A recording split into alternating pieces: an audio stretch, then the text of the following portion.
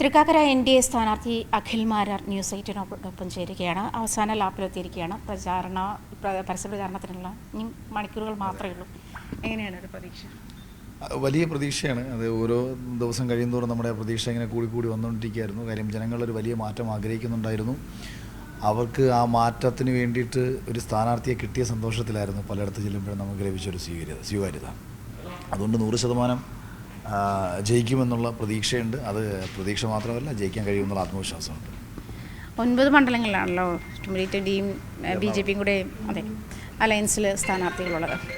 അതിൽ തന്നെ ഈ ഒരു സാഹചര്യത്തിൽ, അതായത് 2020 എറണാകുളത്ത് മുൻപ് തദ്ദേശ തെരഞ്ഞെടുപ്പിൽ ഉണ്ടാക്കിയിട്ടുള്ള നേട്ടം, ഇതൊക്കെ ഒരു അഡ്വാൻറ്റേജ് ആകുമെന്ന് വിചാരിക്കും.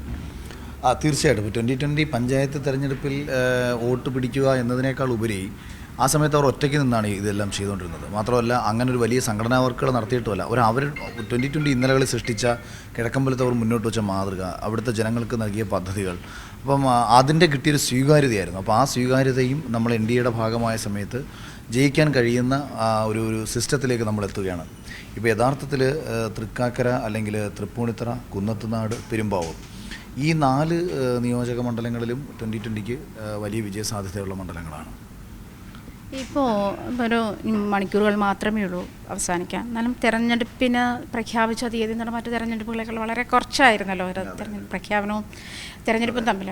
ആ ഒരു സമയം മതിയായോ എല്ലായിടത്തും എത്തിച്ചേരാൻ? അല്ല, അത് സത്യമാണ്. അത് യഥാർത്ഥത്തിൽ മുന്നൊരുക്കം ചെയ്യുന്നതിൽ നമുക്ക് മറ്റുള്ള ആൾക്കാരെക്കാട്ടി ഒരു പോരായ്മ പറ്റിയിട്ടുണ്ട്. അതുകൊണ്ട് തന്നെ നമ്മൾ ആ പ്രചരണ കാര്യങ്ങളിൽ നമുക്ക് കുറച്ച് ഡിലേ വന്നു. ഇപ്പോൾ ഇവിടെ ഉമാ തോമസ് കോടികളാണ് ചിലവഴിച്ചുകൊണ്ടിരിക്കുന്നത്. ഉമാ തോമസ് നമ്മുടെ വ്യക്തി കോടികൾ ചിലവഴിക്കുന്നതല്ല, ഉമാ തോമസിന് വേണ്ടി പ്രചരണത്തിന് ആരൊക്കെ സഹായിക്കുന്നു കോടികളാണ്. കാരണം ഇവിടുത്തെ കോർപ്പറേഷൻ ബോർഡുകൾ, മുനിസിപ്പാലിറ്റി ബോർഡുകൾ, എവിടെ നോക്കിയാലും ഇവരുടെ വലിയ വലിയ കട്ടൗട്ടുകൾ, കാര്യങ്ങൾ എന്ന് വേണ്ട. ഞാൻ എന്നെ അത്ഭുതത്തോടെ ചിന്തിക്കുന്നത്, ഒരു MLA കഴിഞ്ഞ 4 വർഷം കൊണ്ട് പ്രവർത്തിച്ച് ഇത്രയും ജനങ്ങൾക്കിടയിൽ ഇറങ്ങിച്ചെന്നതിന് ശേഷം എന്തിനാണ് ഇവർക്ക് ഇത്രയേറെ കോടിക്കണക്കിന് രൂപ മുടക്കിയുള്ള തിരഞ്ഞെടുപ്പ് പ്രചരണം എന്നുള്ളതാണ്. അപ്പം എന്നാൽ അതിൻ്റെ 1/3 പോലും നമ്മളാരും ചിലവഴിച്ചിട്ടില്ല. അത് തൃക്കാക്കര മണ്ഡലത്തിലെ സ്ഥാനാർത്ഥികളിൽ നിലവിലെ ചിലവ് ഏറ്റവും കുറച്ച് ചെയ്തേക്കുന്നൊരു സ്ഥാനാർത്ഥി ഞാനാണ്. അതിന് 2 കാരണങ്ങളുണ്ടായിട്ടുണ്ട്. ഒന്ന്, നമ്മൾ ഈ പ്രീ വർക്കുകൾ ചെയ്യാൻ നമുക്കറിയാം. ഇവിടെയാണ് നമ്മൾ മത്സരിക്കുന്നതെന്നൊന്നും മുൻകൂട്ടിയുള്ള തീരുമാനം ഉണ്ടായിരുന്നില്ല. 2020ക്ക് ഏതൊക്കെ മണ്ഡലങ്ങളാണ് മത്സരിക്കുന്നതെന്നൊന്നും NDAയുടെ തീരുമാനങ്ങളൊക്കെ ഒന്ന് അവസാന സമയത്താണ്. അപ്പം മുന്നൊരുക്കത്തിൽ നമ്മൾ കുറച്ച് പിന്നിലായിരുന്നെങ്കിലും മത്സര രംഗത്തേക്ക് ഇറങ്ങിക്കഴിഞ്ഞതിന് ശേഷം വലിയ രീതിയിലൊരു ഇമ്പാക്റ്റ് മണ്ഡലത്തിൽ ഉണ്ടായിട്ടുണ്ട്. അതിൻ്റെ ഒരു റിസൾട്ട് തീർച്ചയായിട്ടും ഒരുപക്ഷെ മുന്നൊരുക്കം ചെയ്യാൻ കഴിഞ്ഞിരുന്നെങ്കിൽ ഞങ്ങൾക്ക് ഭൂരിപക്ഷം കുറച്ചുകൂടെ വർദ്ധിപ്പിക്കാമായിരുന്നു എന്നൊരു പ്രതീക്ഷയുണ്ട്. ഒരുപാട് സ്ഥലത്തേക്ക് എത്താനും ഈവൻ നമ്മുടെ വോട്ടർ പട്ടികയൊക്കെ കുറച്ചുകൂടെ വിശദമായി പഠിക്കാനൊരു സമയം കിട്ടിയാണ്. പക്ഷേ അത്തരം കാര്യങ്ങളിൽ 2020ക്ക് കുറച്ച് പ്രശ്നം സംഭവിച്ചിട്ടുണ്ടായിരുന്നു. അതേസമയം BJP ഇതെല്ലാം കൃത്യമായിട്ട് ചെയ്ത് ഫോളോ അപ്പ് ചെയ്തു എന്നാണ്. എന്തായാലും വിജയാശംസകൾ. 2020 എറണാകുളം ജില്ലയിൽ ഉണ്ടാക്കിയിരിക്കുന്ന ഇമ്പാക്റ്റ്, അതുപോലെ BJP മുന്നോട്ട് വയ്ക്കുന്ന വികസന നയങ്ങൾ, ഇതൊക്കെ മുന്നോട്ട് വെച്ചുകൊണ്ട് തന്നെയാണ് അഖിൽ മാരാരും പ്രചാരണ രംഗത്ത് സജീവമാകുന്നത്. വളരെ ഉയർന്ന വിജയപ്രതീക്ഷയാണ് അഖിൽ മാരാർക്കുമുള്ളത്.